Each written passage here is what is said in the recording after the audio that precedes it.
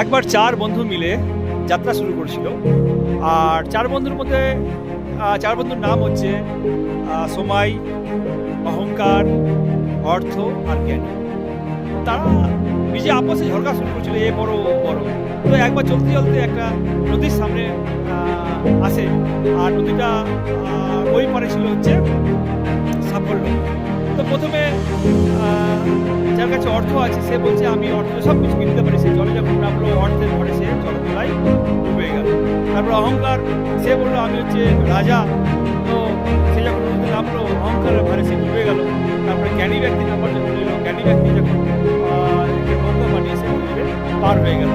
এবার সময় বললো যে আমি হচ্ছে সময়, আমি মানুষকে সাফল্য দিই, সুযোগ দিই, কিন্তু আমি একবার চলে গেলে আমি আর ফিরে আসি না।